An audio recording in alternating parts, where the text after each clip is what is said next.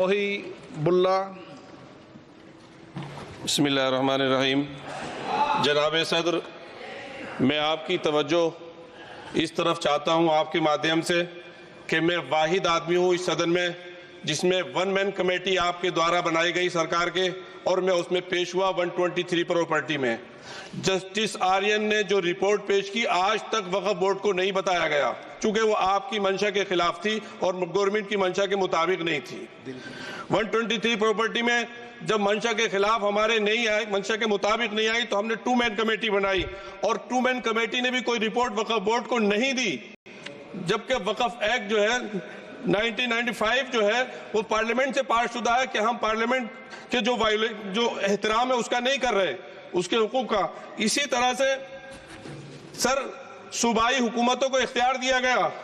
Sir Hindu endowment में जो कर्नाटका और तमिलनाडु में है वहां कोई मुस्लिम नहीं हो सकता, और 26 में आर्टिकल 26 का वायोलेशन है। 4 धाम में ये लिखा हुआ वाज़े तौर पर कि सिर्फ हिंदू होगा। बिहार उड़ीसा में भी यही लिखा हुआ है।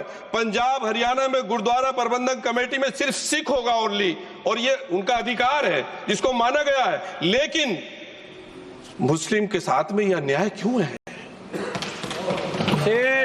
और सुन लीजिए सर मैं आपकी तवज्जो के चाहता हूं, दुनिया का सबसे पहला वक्फ खाने काबा मक्के में है। क्या हम उसके ऊपर भी सवाल उठाएंगे कि वहां पर भी हमारा कोई हिंदू भाई हो? हम अपने वकार को, अपनी इज्जत को, अपने मुल्क की, अपने शान को, अपने संविधान को खुद अपने पैरों तले रौंद रहे हैं। और वक्फ एक मुसलमानों का मजहबी अमल है, एक मजहबी फरीजा है। इससे उनको महरूम कॉन्स्टिट्यूशन के जरिए से भी कोई ताकत नहीं कर सकती।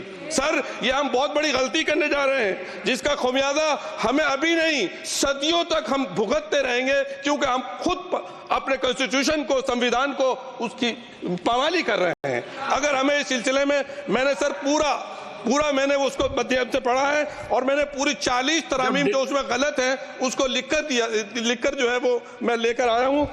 सर इसके जरिए से सरकारी अमले को बाज़ाब्ता तौर पर यह हक आखिर कलेक्टर को दिया जा रहा है। सर्वे कमिश्नर के इख्तियारात खत्म किए जा रहे हैं। आखिर सर्वे कमिश्नर भी तो गवर्नमेंट ऑफ इंडिया का होता है। सर ऐसे कैसे कर सकते हैं हम?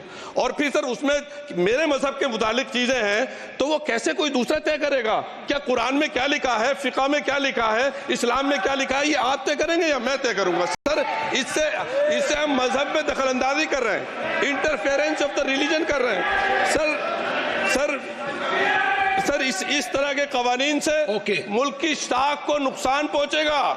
कॉन्स्टिट्यूशन की स्पिरिट हम खत्म कर देंगे, और अगर ये होगा तो कोई भी अकलियत, कोई भी माइनॉरिटी अपने आप को हिंदुस्तान में सेफ नहीं करेगी। पिछले दिनों सिखों के साथ भी ये हुआ, और कुछ ईसाई भाइयों के साथ भी इस तरह के वाकयात हुए हैं, जिसकी वजह से सब लोग अपने आप को असहाय महसूस कर रहे हैं। 10 साल से जो मुल्क में माइनॉरिटीज के साथ, उनके हुकूक के साथ, उनके रिलीजन फ्रीडम के साथ जो खिलवाड़ किया जा रहा है, उससे रूह कांप जाती है। और ऐसा महसूस होता है कहीं ऐसा ना हो कि जनता इन हुकूक के लिए, कॉन्स्टिट्यूशन को बचाने के लिए दोबारा सड़कों पर आ जाएगी।